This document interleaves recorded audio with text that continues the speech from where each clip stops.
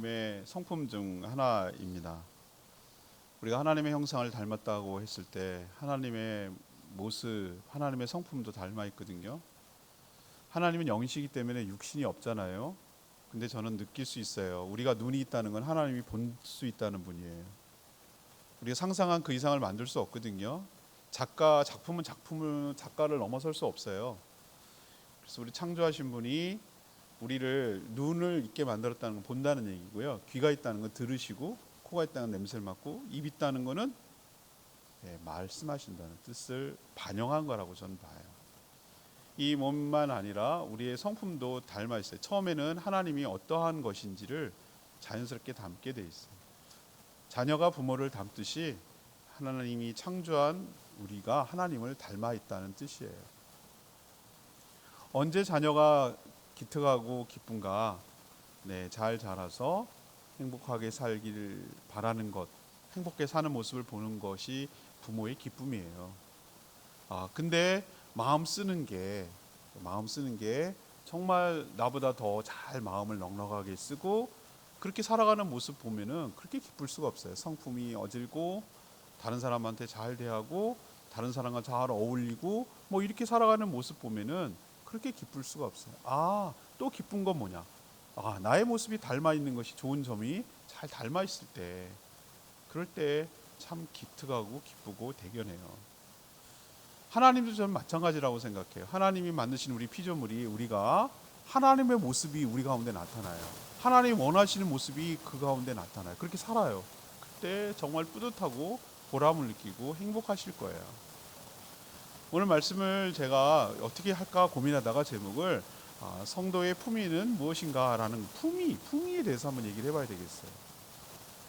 품위는 언제 쓰는 말이죠? 어떤 사람의 지위, 위치에 따라서 그 사람의 교양이나 태도가 있을 때 품이 있다 그러잖아요. 느끼잖아요. 우리는 어떤 사람을 좀만 대하고 한 10분 그리고 뭐 며칠 지내보면 그 사람이 어떤 사람인지 대충 짐작이 가잖아요. 근데 똑같은 사람인데도 뭐 잘 차려입고 명품 걸쳤다 그런 개념이 아니라 말하는 거 보면 교양이 있고 말하는데 뭔가 풍기는 귀티가 나고 뭔가 배운 사람 같고 조리 있게 말하고 현명하고 지혜롭고 겸손하고 뭐 이런 것에서 느끼는 우리 아이들 표현 아우라 뭐 그런 느낌이 온단 말이에요. 그걸 저는 품이라고 표현하고 싶어요. 뭔가 느끼는 분위기 뭐 풍기는 뭐 그런 거 뭐 그런 것을 품위인데 저는 신앙도 마찬가지라고 생각해요. 성도도 그렇다는 거예요.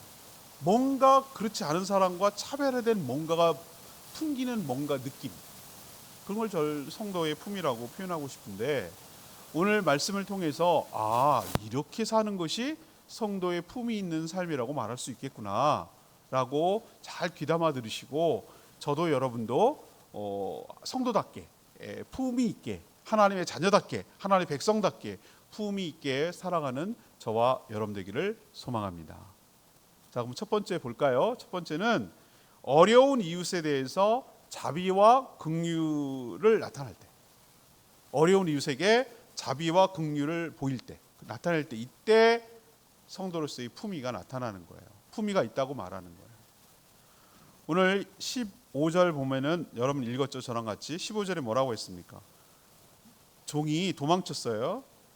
그런데 너는 그 주인에게 종을 돌려주지 말래요. 그리고 네가 살아가고 있는 성읍 중에서 도망친 종이 살고 싶은 원하는 곳에 살 수 있도록 택하는 대로 살 수 있도록 배려를 해주라는 거예요. 그리고 16절에 보니까 너희 옆에 살고 네가 그렇게 해줬다고 갑질하지 말라고, 압제하지 말라고, 호의 베풀었다고 네 마음대로 종부리듯 하지 말라고. 이게 하나님께서 15, 16절에 주시는 말씀이에요. 여러분이 이거 생각하면 어떤 생각이 들어요? 굉장히 그 공의가 가는 사람, 저스티스가 강한 사람들은요, 이 말 들으면 거북함이 생겨요. 이거 말도 안 돼. 도망친 노인은 잡아다 돌려줘야지 주인한테. 그걸 용인하면은 이 세상의 질서가 어떻게 되겠어요? 이거는 범죄를 범인 도망한 도망간 자를 숨겨주고 그런 범죄를 동조하는 행위 아니에요? 이러면 공의가 오히려 상실되는 거 아니에요? 질서가 망가지는 거 아니에요? 이렇게 생각하는 사람도 있어요. 옛날에 드라마, 그 유명한 추노라는 드라마 있었어요. 언녀나 막 그러면서 그런 거 생각나거든요. 그 유명해요. 그 이름의 배우가, 유명한 배우가 있었어요. 근데 그 사람은 업이 뭐냐? 도망친 노예를 잡아다가 현상금 받고 먹고 살아가는 거예요. 도망친 노예는 너무 우리나라 조선시대 잔인했어요. 전력이 있는 사람은 어디서 숨어서 살지 못하도록 잔인하게 불도장 찍었어요.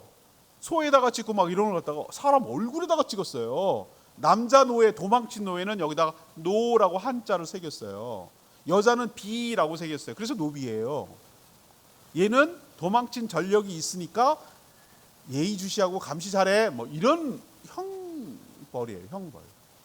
잔인하죠. 얼굴이 늘 보니까. 그런 것도 있었는데 우리는 그런 식으로 이 말씀을 해석해서는 안 돼요. 이걸 그대로 우리 지금 노예 제도도 없거니와 그대로 적용할 수는 없잖아요. 근데 저는 이 말씀을 들으면서 오늘과 컴패션, 긍휼과 관련해서 어떤 마음, 어떻게 우리가 적용할 수 있는가 생각해 봤더니 두 가지 부류의 사람이 떠올랐어요. 한 부류는 북에서 탈북한 탈북민들이에요. 세터민이라고 부르는 사람들이에요. 제가 지난번에 태국 갔을 때 일부러 우리 목사님들하고 뭐라고 했냐면은 우리 이거 뭐 거기 가니까 무슨 사원이 되게 많더군요. 우린 사원 안 봐도 된다. 그 뭐 사원 가도 감동이 없다. 우린 별로. 그러니 우리는 어디 가자 그러냐면은 더 돈을 더 몇십 불을 더 내고 어디 가냐면은 골든 트라이앵글이라고 하는 그 마약을 재배하는 라오스, 미얀마, 태국의 그 국경 삼각지가 있어요. 거기로 가자 그랬어. 거기가 왜 가자 그랬냐면은 거기가 탈북 루트거든요. 그래서 거기를 일부러 갔어요. 갔더니 와, 태국 측에다가 어마어마한 금불상을 새겨놨더라고요. 근데 그 금불상이 탈북민들이 간증한 걸 들으니까 저기가 건너가야 될 태국 땅이 타깃이래요. 거기가 이정표 같은 거죠. 저 불상을 보고 헤엄쳐서 배를 타고 건너가는 거래요. 그게 일종의 그 어떤 상징 같은 거더라고. 그게 불상이 아니고 십자가였으면 좋을 뻔했는데 뭐 이런 생각을 했었어요. 근데 그 옆에 가니까 십자가도 있더군요. 십자가도 있긴 교회도 있었어요. 거기서 우리가 돈을 내고 배를 타고 메콩강을 건너서 라오스까지 한번 가봤어요. 이런 걸 건넜다라고 생각하는 마음. 떠내려와서 시체가 떠내려와서 죽는 경우, 배가 전복에서 뒤집혀서 죽는 경우 막 이제 가이드가 설명해 주는 거예요. 이렇게 해서 어마어마하게 맞추는데 여기가 그래도 생명줄이에요. 중국을 건너가지고 중국하고 거기는 도로가 바로 직선 도로로 연결됐대요. 라오스하고 거기가. 중국이 놔준 거래요. 그 도로를. 요것만 계속 따라가면 무조건 중국이라는 거예요. 중국 쿤밍으로 넘어간대요. 그래서 이렇게 연결됐대요. 그러니까 여기가 생명줄이에요. 이 사람들한테는. 여기로 와서 여기를 태국만 건너서 태국에서 잡혀도 북으로 돌려버리지 않는데 미얀마나 라오스나 중국은 잡으면 북으로 돌려보낸대요. 여기까지 와야 살았다 그런대요. 목숨 걸고 도망간 건 압록강으로 여기까지 오는 거예요. 자, 그런데 이 사람들을 다시 북으로 돌려보내요? 그건 뭘 의미하는 거죠? 죽으란 얘기예요. 중국하고는 서로 조약이 맺어가지고 중국 공항에 잡히면 중국에서는 북한으로 송환을 합니다. 그렇게 해서 협정을 맺어놨거든요. 그러니까 맨날 시위하고 그러잖아요. 인권을 중시해라, 돌려보내지 마라. 그들이 가면은 수용소에 gat혀가지고 죽을 때까지 중노동에 시달리다가 죽을 거 아니냐. 그러니까 돌려보내지 마라. 느낌인지 아시겠어요? 그 사람들 돌려보내면 죽으라는 거예요. 그런 거예요. 그런 거에 적용해야 되는 거예요. 그 사람들을 보호해주고 여기서 살아갈 수 있도록 터전을 마련해주고 직업도 알선하고 교육도 주고 이렇게 해서 더불어 살 수 있도록 해야지 그런 사람 돌려보내면 안 된다라는 얘기예요. 또 하나의 부류가 떠올랐어요. 난민들이에요. 난민들. 여러 가지 정치적 종교적 이유로 그 나라를 떠나서 되돌아갈 수 없는, 가면 죽을 게 뻔한 사람들. 그런 사람들은 정말 어떤 다른 데서 살 수밖에 없는 거예요. 가면 목숨 걸리고. 우리랑 관련 있는 두 가지 사례가 떠올랐어요. 하나는 제주도에서 있었던 일이에요. 예멘 사람들이 난민이 들어와서 있었어요. 그게 사회 문제가 됐었어요. 근데 그게 옥신각신하고 갑을 논란이 막 일어났어요. 보내야 된다. 왜 그 사람을 우리가 받아야 되냐. 그 사람들 들어오면은 이슬람 된다. 막 그러면서 막 기독교가 막 반대하고 그런 사람도 있었어요. 일부. 근데 제가 CBS 인터뷰 기자도 하거든요. 제가 여러 방송 많이 활동하는데 그 어떤 장로님, 모 장로님, 한국병원 산부인과 의사 하시는 장로님이 성황교회 장로님이었는데 그분을 내가 인터뷰했어요. 근데 그분이 하시는 일이 뭐냐면은 외국인 사역을 하시는 분들이거든요. 예멘 난민이 왔을 때 자기가 그 바쁜 시간을 내 가지고 가서 찾아가지고 위로해주고 도와주고 먹을 거 주고 격려해줬대요. 그냥 조건 이유 없이. 처음에는 의심하더래요. 근데 계속 꾸준히 가서 자신들을 진심으로 위로해주고 안심시켜주고 도와주고 또 의사로서 해주는 거 해주니까 진심 고마워하더래요. 나중에 그들이 난민으로 인정돼서 여기서 살 사람은 살고 어디든지 가서 살 수 있다라고 하니까 다 넘어갔어요, 육지로. 근데 그 중에는 그 고마운 마음 때문에 교회를 나가기 시작해요. 무슬림이 이거 바꾸기 정말 어려운 거 여러분 아시죠? 그 사람들 쫓아내야 돼요. 무슬림들 우리나라 이슬람교 퍼뜨릴 사람들이에요. 막 이렇게 했다면 그런 변화가 일어났을까요? 컴패션, 긍휼과 위로를 베풀었기 때문에 그 사람이 진정으로 변화가 일어난 것이에요. 또 우리는 좋은 일 한 적이 있어요. 아프가니스탄이 미군이 철수하자 탈레반이 다시 들어왔을 때 우리는 군용기를 띄워가지고 작전하듯이 거기서 현지인들이 우리가 주둔했을 때 도와준 현지인들이 많이 있었어요.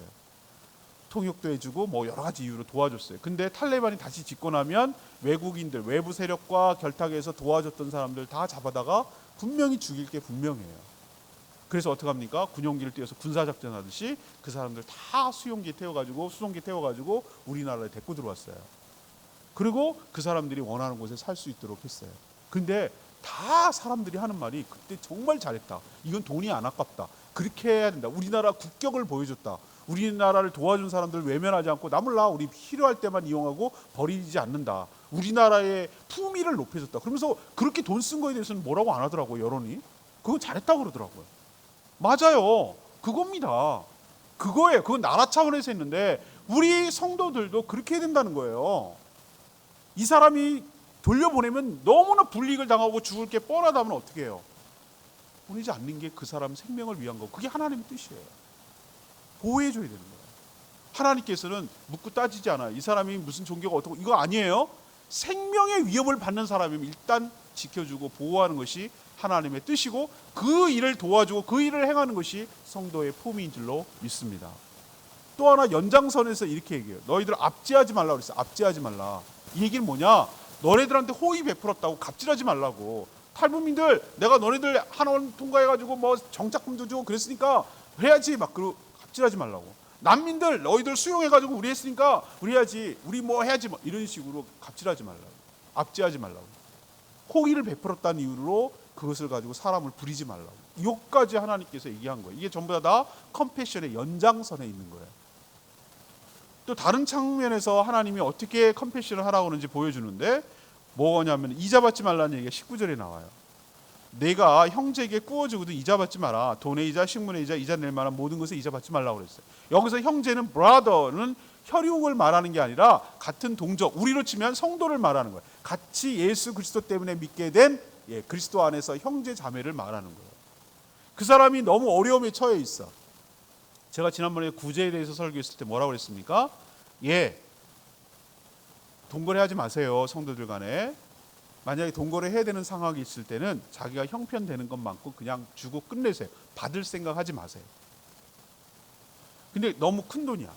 그래서 어쩔 수 없이 빌려줘야 될 게 뭐 알선하고 도와줄 수 있지만 뭐 하지 말라고 오늘 얘기했냐면은 지금도 유대인들은 자기 동족끼리는 이자 받지 않아요. 이방인한테는 돈을 악착같이 받아도 이자를 받아도 자기네끼리는 하지 않아요. 왜? 저 사람이 오죽하면은 자기한테 돈을 빌릴까? 이자 낼 것까지 더 버거우면 더 살기가 어렵고 더 나락으로 떨어지니까 다시 재기하고 일어설 수 있도록 도와주는 측면에서 컴패션, 긍휼함을 베푸는 측면에서 이자 받지 말고 그냥 도와줘라라고 오늘 말씀하셔요. 여쯤 가면은 우리 성도들이 헷갈리기 시작하고 오해가 사기 쉬워요. 속에서 올라오는 생각이 있어요. 아니 세상 등신처럼 바보처럼 살란 얘기야? 하나님 나만 손해받고 살란 얘기예요? 왜 이렇게 내가 살아야 되는데요? 이렇게 말하는 사람들을 향해서 하나님께서 약속해 주시는 말씀이 있어요. 20절의 말씀을 여러분 꼭 해요. 20절 보세요. 타국인은 이자 받으라고 했어요. 근데 20절 끝에 보면은 네 형제한테는 구워주거든 이자 받지 말고 그냥 원금만 받아 라고 얘기했어요. 그리하면이 중요합니다. 그리하면 내 하나님 여호와께서 내가 들어가서 차지할 땅, 가나안 땅이겠죠. 네 사업일 수도 있고 네가 사는 터전일 수도 있어요. 네 사업, 네 직장, 너의 사업장 뭐라도 돼요. 네가 들어가서 차지하게 될 그 땅에서 말하는 것은 그런 의미예요. 여호와 하나님께서 내가 내 손으로 하는 범사는 모든 일에 복을 내려 주시리라. 여러분 아멘이에요? 이건 하나님의 말씀입니다. 저는 이 말을 어떻게 받아들이냐면 이렇게 했어요. 너 손해 날 것 같니? 너 그렇게 하면 미칠 것 같지? 너만 바보 당하는 것 같지? 이렇게 얘기했을 때 하나님이 오늘 뭐라고 뒤끝에다가 이렇게 약속을 달아주냐면 내가 책임지고 내가 보증할게. 내가 보증서 줄게. 너가 만약에 손해가 나거나 너네가 손실이 생기거나 너가 그럼 내가 그것을 보존해 줄 뿐만 아니라 네가 그렇게 내 말을 믿고 실천에 옮기고 내 말에 순종한 너희를 내가 덤으로 더 모든 일에 네 손에 하는 모든 일에 내가 복을 더하여 주시리라. 이게 보상해 주고 책임진다는 얘기예요. 이건 하나님의 말씀으로 우리가 믿고 받아야 될 줄로 압니다. 컴패션, 긍휼을 베푸는 사람에게 하나님이 거기에 따른 은혜와 축복을 주신다는 거예요. 또 하나 저당 얘기를 오늘 하세요. 이거 다 컴패션과 관련된 얘기인데요. 저당을 잡힐 때 저당 얘기가 무슨 얘기냐면 뒤에 나와요. 뒤에 이불 있잖아요. 겉옷이 이제 이불인데 겉옷을 저당 잡혔을 때 뭐 하지 말라 그러냐면은 그거 저녁 되기 전에 돌려줘. 아니 일단 두 가지가 헷갈리기 시작해요. 아니 겉옷이 어떻게 저당 잡힐 만한 귀한 거예요? 이렇게 생각이 돼요. 요즘은 옷이 너무너무 흔해요. 집사람도 가끔 없으니까 뭐라고 됐나? 옷 없대. 이건 뭐고? 입을 만한 옷이 없대. 사람이 다 그렇더라. 입을 만한. 제가 해외 나갔을 때 수건 2개, 네이 2개, 티 2개 충분해요. 한번 빨고 널고 입고 갈아입고 샴푸, 린스 뭐 어쩌고저쩌고 제가 있을 때 또 다 씁니다. 세숫비누 하나면 충분해. 다 되더라고. 이까지 닦더라고. 와, 다 돼요, 다 돼. 세숫비누 하나로 세탁도 해. 뭐 머리도 감어. 좀 뻣뻣하긴 해요. 다 돼. 살더라고요. 트렁크에 베개, 수건 거기다 얹어놓고 베개로 하고 잤어요. 배낭에. 그리고 다 되더라고. 너무 많아. 너무 풍요로워요. 지금 그런 시대에 살거든요. 근데 우리 관점에서 이걸 보면 말도 안 되는 얘기인데 우리가 그 시대로 돌아가야 돼요.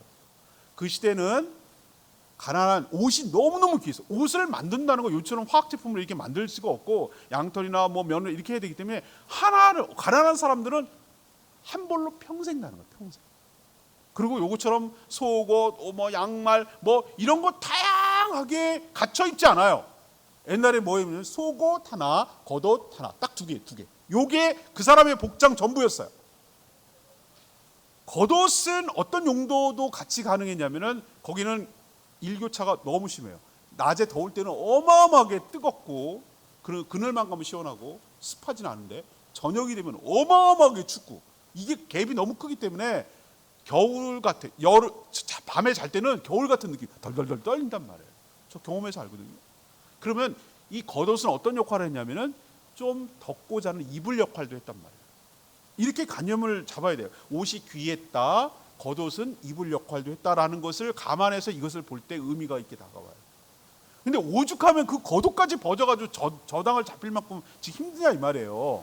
그러면 그래 저당을 잡아서 돈을 빌려주는데 그럴지라도 저녁 되면 주라는 거예요. 왜 주라는 거예요? 그 사람 그게 이불이니까. 생존의 위협을 받으니까. 감기 걸리고 추워서 얼어 죽을 수도 있으니까. 인도에서는 영화 아니 영상인데도 얼어 죽는 사람 난 도대체 이해가 안 가지만 영상인데 얼어 죽는 왜 적응을 못 하는 거예요. 적응을. 막 5도, 뭐 7도 이렇게 내려가면 얼어 죽는 사람이 속출한다는 거예요. 인도 같은 데서는. 우리는 좀 이해가 안 가죠, 그죠? 근데 그럴 수 있어요. 자, 그렇게 친절, 긍휼, 컴패션을 베풀 때 하나님께서 어떻게 약속하는지 24장 13절 보세요. 24장 13절을 넘어가 보세요. 하나 부탁 드리겠습니다. 저랑 제 말씀을 드릴 때는 성경책을 펴놓고 손으로 짚어가면서 들으세요. 확인해가면서 들으세요. 예. 덮어놓고 믿는 사람 제일 위험한 사람이에요. 확인해가면서 들으셔야 돼요. 24장 13절 보세요. 그 얘기거든요. 해질녘에 그 전당물이 누구죠? 겉옷. 그 전당물을 반드시 그에게, 반드시라고 그랬어요. 돌려줘라. 그러면 그가 그 옷을 입고 자면서 입을 역할을 하는 거죠. 너를 돌려준, 저당 잡혔다가 돌려준 너를 위하여 뭐하리니? 축복하리니 그렇게 한 일이 너의 하나님 여호와 앞에서 너의 공의로움이 될 것이야. 여러분 아멘입니까? 전 이 말에 감동이 됐다니까요. 여러분 정말 복받고 살기를 원하면 하나님께 복을 청원하는 사람을 많이 만드시기를 축복합니다. 여러분 덕 본 사람, 여러분을 칭송하고 여러분에게 고마워하는 사람들을 많이 깔아놓으세요. 그 사람들이 갚을 길이 없어서 하나님께 대신 갚아달라고 축복해 줄 사람을 많이 만들어 놓으세요. 그런 친절과 그런 컴패션을 베푸세요. 그러면 하나님께서 그들의 기도를 들으시고 대신해서 여러분에게 그 긍휼을 베푼 여러분에게 축복하여 주실 줄 믿습니다. 얼마나 고마울까요? 따뜻하게 내가 잘 수 없었는데 내가 그 저당 잡힌 옷 주세요라고 말할 수 없어요. 안 줘도 나는 할 말이 없어. 저당 잡혔으니까. 근데 그걸 돌려준 거예요. 너무 고맙잖아요. 말할 수 없을 만큼 고맙잖아요. 내가 따뜻하게 자는 것은 저분의 친절과 배려와 자비 때문이잖아요. 그래서 자면서 나는 저 사람한테 해줄 게 없어요. 그럼 뭐라고 할까요? 하나님께 기도하겠죠. 하나님, 나는 갚을 길이 없어요. 대신해서 저 사람, 나에게 이렇게까지 친절을 베푼 저 사람을 대신 축복해 주세요. 이렇게 사는 것이 품위 있게 사는 것인 줄 믿습니다. 나의 작은 친절로 인해서 저 사람이 행복해진다면, 나는 별거 아닐 수 있지만 나의 이것으로 인해서 저 사람이 살 수 있다면, 더 풍요롭게 된다면, 더 생명이 안정된다면, 그렇게 기꺼이 자신을 내어주고 자비를 베푸는 것이 성도다운 삶, 품위 있게 살아가는 삶인 줄로 믿습니다. 그렇지만 호의가 권리가 돼서는 안 돼요. 남의 집에 들어가서 24절 보세요. 또 이상한 사람들 제가 있어서 한 번 더 이거 얘기합니다. 이런 경우 있어요. 늘 없이 사는 게 당당한 권리가 된 사람들 제가 보면 뻔뻔한 사람들이 있어요. 저 그것도 못 봐주겠어요. 정말로 감사할 줄 알고 고마워할 줄 알지 못하고 당당하게 당연하게 여기는 사람들을 하나님 경고하고 있어요. 24절 가서 알아, 네가 배고프고 땅도 없고 농산물 지을 땅도 없고 아무것도 없어서 그래 배고파서 허기는 때우는 걸 내가 이해한다만 남의 집 포도원에 가서 포도 따먹는 거 그거 내가 허용한다. 배 채우는 거 내가 이해한다. 그런데 낫은 가지고 가지 마. 그릇 가지고 가지 마. 남의 밭에 들어가서 너무 배가 고파서 남의 것을 먹을 수는 있어. 손으로 비벼서 먹고 손으로 따먹을 수 있다. 내가 그거는 이해된다. 그렇지만 낫이나 그릇 가지고 가지 마. 그건 추수행위야. 도둑질이야. 라고 하나님 오늘 얘기하세요. 여러분도 오늘 이 두 가지를 잘 균형 잡혀야 될 줄로 믿습니다. 없이 산다고 없이 사는 게 권리가 아니잖아요. 부끄럽잖아요. 그럴 수 있잖아요. 나에게 호의를 베풀어 주는 건 당연한 건 아니잖아요. 그럴 때 감사할 줄 알고 축복해 주는 게 많고 고마워할 줄 알아야 되고 상대방에게 피해 끼치면서까지 요구하는 것은 옳지 않은 태도인 것이죠. 이런 착한 행실을 보면 하나님께서 뭐라고 그랬어요? 그것을 보고 하나님께 칭송을 돌릴 것이다. 칭찬이 돌아갈 것이다. 영광을 돌릴 것이다 라고 너희 착한 행실을 보고 하나님께 영광이 돌아가게 하라라고 마태복음 5장 16절을 예수님이 말씀하셨어요. 자, 우리는 하나님께 영광 돌린다고 할 때 어떻게 생각합니까? 미스코리아나 무슨 큰 수상을 해야 수상 소감할 때 이 모든 영광을 하나님께 돌린다고 하는데 그러면은 난 예쁘지도 않고 미스코리아도 나갈 형편도 안 돼. 나는 배우도 아니어서 나는 그런 뭐 할 기회도 없어. 그러면 나는 영광을 영원히 못 돌리는 겁니까? 그렇게 생각하시면 안 된다니까요. 여러분이 할 수 있는 범위 내에서 컴패션, 이웃에게 나의 도움이 필요한 사람들에게 그렇게 했을 때 여러분이 믿고 있는 하나님까지 덩달아 칭찬을 받고 칭송이 되게 될 줄로 믿습니다. 그걸 하나님께 영광 돌린다고 말하는 거예요. 하나님께 감히 칭찬할 수 없으니 높으신 그분을 우리가 어떻게 하나님 칭찬해요? 하나님 덕분입니다. 저분 하나님 믿어서 저래. 예수님 믿는 사람 뭐가 달라도 달라 라고 누군가가 얘기해 준다면 여러분의 착한 행실로 인해서 여러분의 긍휼과 자비로 인해서 여러분은 물론 하나님께 더 높임을 받는, 하나님의 높임을 받는 일을 할 때 그게 성도의 품위 있게 성도답게 살아가는 것임을 여러분 꼭 기억하시기를 바랍니다.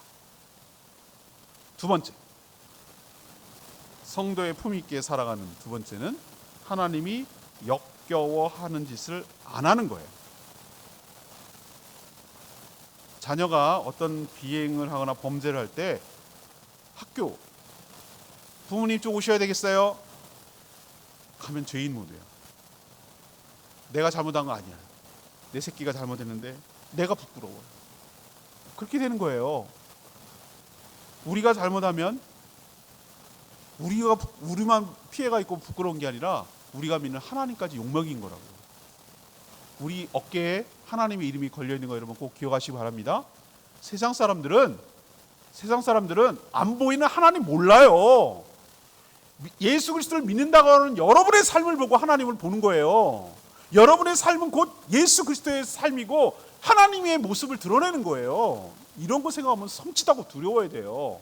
여러분의 하나님의 이름이 여러분의 삶에 하나님의 명예가 걸려 있는 거예요. 그런 생각 가지고 사셔야 된다고. 근데 오늘 가증하다 이런 표현을 쓰는 것이 있어요. 가증하다고 하나님 표현하는 게 있어요. 17절 보세요.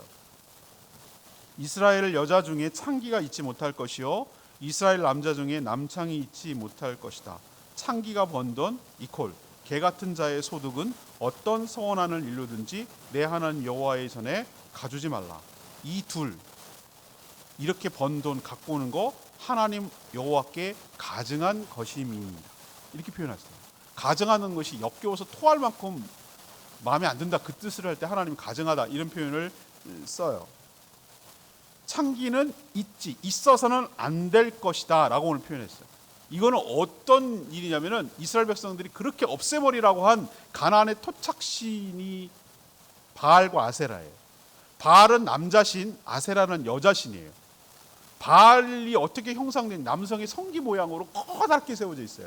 아세라는 어떻게 생기냐면 여자의 유방이 막 뒷다리 막 엄청 많게 달려 있는 형상을 하고 있어요. 여자신이에요. 그러면은 풍요로운 거긴 농경 사회잖아요. 목축 사회잖아요. 얘네들이 축복은 뭐냐? 농산물이 많이 열매를 맺는 거고 과실이 많이 열매를 맺는 거고 소나 양이 새끼를 많이 낳는 거예요. 근데 남자신 바알과 아세라 신이 사랑을 해서 사랑을 하고 흥분을 하고 사랑을 해야 결실이 많이 맺는다고 가나안 사람들이 믿었어요. 그걸 이스라엘 백성들이 똑같이 따라 했어요. 그래서 하나님이 토할 것 같이 가증하다고 말하는, 여기서 신전에서 창기, 남창은 신전 창기를 말하는 거예요. 그 가나안 신을 섬길 때 일어나는 종교 예식 가운데 행하는 음란한 행위였어요. 근데 그걸 따라쟁이처럼 하고 있어요. 왜 창기가 필요할까요? 왜 음란한 일이 필요할까요? 남자신 바알, 여자신 아세라를 성적으로 자극을 시켜야 그들이 흥분을 해서 그래야 뭐 소득이 떨어지고 결실을 많이 한다. 이 논리예요. 얼마나 천박한 논리입니까? 근데 그걸 따라한다고? 그렇게 해서 돈을 벌었다고? 그거를 하나님께 드린다고? 하나님 뭐라고 그랬어요? 가져오지 마. 드리지 마. 무슨 소원을 한 거 드려야 되는 헌금도 드리지 마. 라고 얘기했어요. 하나님께서 가증한 짓, 다시 말해서 토할 것 같이 더럽고 부도덕하고 해서 얻은 소득은 어떤 명분으로도 드지 마라. 그건 하나님을 모독하는 행위라고 그랬어요. 하나님께서 우리에게 요구하시는 것은 돈이 아니에요. 우리의 거룩한 삶을 원하시는 줄로 믿습니다. 우리 속담에 개처럼 벌어서 정승같이 쓴다는 말이 있어요. 하나님 오늘 말씀에 빗대면 틀린 말이에요. 틀린 속담이에요. 하나님은 개처럼 어떻게 벌든지 그건 따고 무지도 짜지도 않고 많이만 갖고 와. 그게 샤머니즘이에요. 무당들이 그걸 원해요. 무당들 봤을 때 복채 많이 내면 좋은 부적 써줘요. 굿 1억짜리하고 2억짜리 하면 레벨이 달라져요. 더 잘해줘요. 풍성하고 화려하고 해줘요. 왜? 그 돈의 출처는 묻지도 따지지도 않아요. 근데 하나님은 달라요. 그게 어떻게 생긴 돈인지를 묻고 따지시는 거예요. 하나님은 돈보다도 그 버는 과정과 너의 정성과 삶을 더 요구하시기 때문에. 부도덕하고 더럽게 번 돈, 오늘 표현해 볼까요? 개 같은 자의 소득은, 개처럼 자는 살아가서 얻은 소득은 가꾸지 마라 라고 말했어요. 하나님이 뭐가 쉬울까요? 천하만물이 다 하나님의 것이고 하나님께 창조하신 거예요. 자, 볼까요? 하나님 여기 주머니에 있는 거 뽑아갖고 이 여기다 주머니에 이렇게 넣었어요. 우리가 여기 있는 걸 갖고 하나님께 이렇게 이쪽으로 옮겼어요. 하나님 소득이 생긴 겁니까? 뭔 소득이 생겨요? 하나님 건데 전부 다. 제 말 맞죠? 하나님 그걸 원하지 않고 로마서 12장 1절 2절에 뭐라고 그랬습니까? 너희의 몸을 하나님이 받으실 만한 거룩한 산 제물로 드리라. 이것이 영적 예배니라. 여러분 아멘이에요? 하나님이 원하는 게 뭐라고요? 여러분의 거룩한 삶을 하나님께 제물로 가꾸라는 거예요. 일주일 동안 엉망으로 살지 말고 하나님 앞에 거룩하고 구별된 삶을 살아온 그것을 가지고 하나님께 온전히 제물로 드리라고 오늘 말씀하고 있는 거예요. 오늘 이거 명심해야 됩니다. 여러분 결과만 중요하면 좋지. 이게 세상 논리라고요. 결과만 좋으면 좋은 거 아니에요? 많이 드리면 좋은 거 아니에요? 아니요. 하나님은 그 과정, 동기, 과정, 방법, 결과 모두가 다 거룩해야 됩니다. 구별된 삶을 살아야 됩니다. 이거를 하나님께서 원하시는 거예요. 자, 성도의 품위 있게 살아가는 건 뭡니까? 결과만 좋으면 다 좋은 거? 그런 게 아니에요. 중간 과정 모든 것이 다 좋아야 되는 거예요. 그러니 여러분 하나님이 역겨워하는 거, 토할 것 같은 거, 가증스러운 거 하지 않고 살아가는 것이 성도의 품위 있는 삶인 줄로 믿습니다. 세 번째, 1, 2번 좀 볼륨 내려주세요. 1, 2번 볼륨. 세 번째는 하나님께 말로 한 약속이라도 지키는 것을 말해요. 하나님께 말로 한 약속이라도 지키는 것. 서원한다고 그래요. 서원은 뭐냐면 서운하다는 게 아니에요, 여러분들. 오늘 서원은 하나님께 약속하거나 맹세한 것을 서원이라고 말해요. 인간은요, 경솔하고 간사해요. 급하고 아쉬울 때는 하나님께 막 약속을 남발했다가 그 약속이 다 들어지면은 슬그머니 없던 일처럼 취급하는 사람들이 꽤 많아요. 그래서는 안 된다는 거예요. 그게 성도답지 못하고 품위를 잃는 거라는 거예요. 하나님이 경고하고 있어요. 서원을 안 했으면 모를까. 일단 약속하고 서원했다면 21절 말씀대로 반드시 그것을 요구하니까 또 이런저런 핑계대고 늦추거나 더디면 안 되고 반드시 하라. 안 했을 경우 너한테 죄가 된다라고 오늘 말하고 있어요. 왜 이렇게 요구하실까요? 하나님은 약속한 걸 반드시 지키는 분이거든요. 이래서 하나님을 뭐라고 표현하면 신실하신 하나님이라고 표현하는 거예요. 신실하다고 말하는 것은 한 말에 책임을 지는 분, 약속한 대로 이행하는 분이란 뜻이에요. 하나님이 먼저 그렇게 하기 때문에 여러분도 그렇게 살기를 바라시는 거예요. 나하고 약속한 거 나도 너를 지킨다. 그러니 너도 나하고 약속한 것을 반드시 지키는 것이 옳다라고 얘기하는 거예요. 시편 15편 4절에 뭐라고 했냐면은 하나님의 장막에 하나님의 성산에 머물 자가 누구입니까? 라고 표현하면서 서원한 것은 자신에게 손해, 해가 될지라도 변하지 않고 그것을 이행하는 사람입니다 라고 시편에 기록되어 있어요. 하나님과 맺었던 약속은 반드시 지키라는 거예요. 자, 여러분 하나님과 약속한 것에 먼저 신중해야 됩니다. 그리고 약속을 했다면 반드시 책임을 지고 이행해야 됩니다. 이게 하나님을 닮아가는 성도의 품위인 줄로 믿습니다. 여러분 연초에 했던 기억 약속 나세요? 하나님 막 연말에 막 약속 남발한다니까요. 정신 차리고 잘해야 돼요. 여러분들 책임질 만한 말을 해야 돼요. 하나님 올해는 꼭 성경을 일독하겠습니다. 하나님 올해는 꼭 한 명을 전도하겠습니다. 하나님 올해는 꼭 11조 안 떼먹고 꼬박꼬박 정확하게 드리겠습니다. 얼마나 여러분 많이 약속했어요. 하나님 내가 제주도에 살면서 내가 꼭 이렇게 하겠습니다. 뭐 하나님께 여러분 나름대로 약속을 했단 말이에요. 까먹어서 다 잊어버렸어. 약속은 약속이고 그냥 사는 건 똑같이 살아. 그러면 안 된다는 거예요. 하나님께서. 성도의 품위는 뭐냐? 하나님께 약속, 특히 다른 사람과의 약속도 지켜야 되지만 하나님과 했던 서원, 약속은 반드시 이행하는 것, 이게 성도다운 삶, 품이 있는 성도의 모습이다 라는 걸 기억하시기를 바랍니다. 오늘 뿐만 아니라 제가 신명기를 지금 한 달째 쭉 묵상하면서 6월 한 20일, 6월 15일 보름까지 이제 신명기가 끝날 텐데요. 제가 기도의 시간에 제가 말씀드렸죠. 신명기 보면서 여러분, 제가 신명기를 한두 번 설교한 것이 아니고 여러 번 묵상하고 여러 번 설교했는데, 이번에 신명기 하면서 드는 느낌, 감상평 한 줄로 한다면 이런 거예요. 하나님은 우리의 일상에 엄청난 관심이 많으시다. 알아서 살아, 난 몰라, 그건 네가 알 바 아니고, 이렇게 하시는 것이 아니라 우리의 아주 자세한 실생활까지 매우 관심이 많아서 거기에 하나씩 다 거기에 합당한 지침을 주고 있다. 그것을 지금 우리 시대에 맞게끔 재해석해서 적용해야 될 문제가 있는 것이지 하나님이 무관심하지 않다라는 걸 제가 느꼈어요.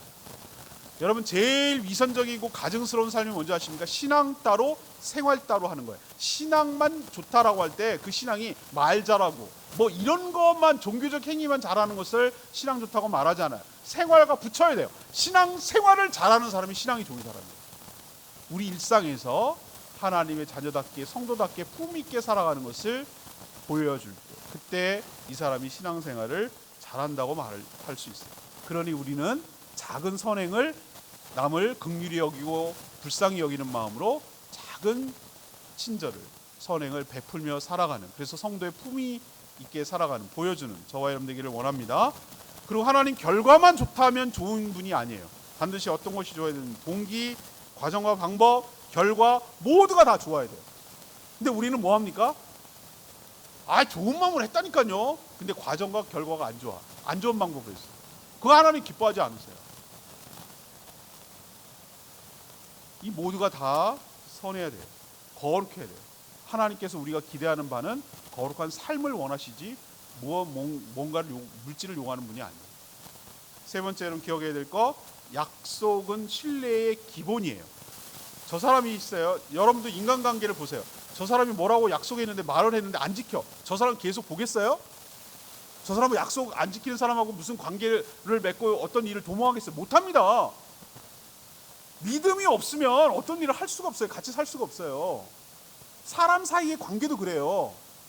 하나님과의 관계는 말할 것도 없어요. 하나님은 근데 항상 일관적으로 신실하신 분이에요. 항상 자신이 한 약속에 대해서 책임을 져요. 그렇다면 우리도 하나님과 한 약속은 반드시 지킬 때 신뢰관계가 유지되는 거예요.